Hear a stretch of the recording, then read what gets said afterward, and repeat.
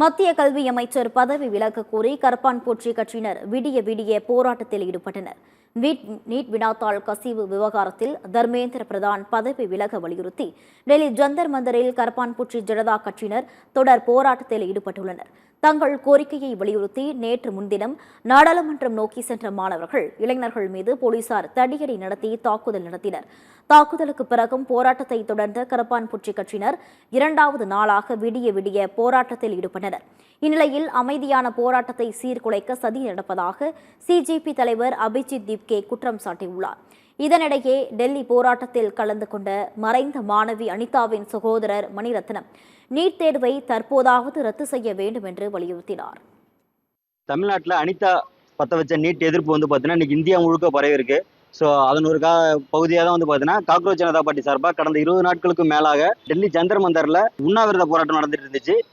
இதில் கலந்துக்கிறதுக்காக தமிழ்நாடோட சப்போர்ட் அதில் இருக்கு, நம்மளும் அவங்களுக்கு சப்போர்ட் பண்ணணும் அப்படிங்கிறதுனால கடந்த ஞாயிற்றுக்கிழமை நாங்கள் போராட்டத்தில் கலந்துக்கிட்டோம். இப்போ இந்தியா லெவலில் போராட்டம் முன்னெடுத்திருக்கு. இதை தமிழ்நாடு பயன்படுத்திக்கணும்.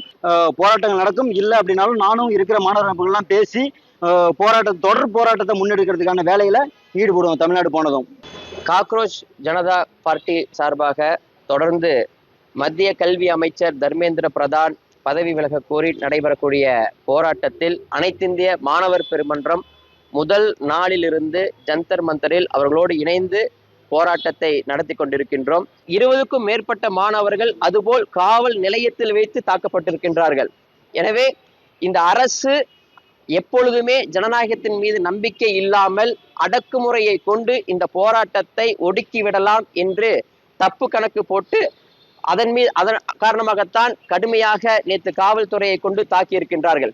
ஆனால் மாணவர்கள், இளைஞர்கள் ஒருபொழுதும் காவல்துறையினுடைய அடக்குமுறைக்கு நாங்கள் பணிய மாட்டோம்.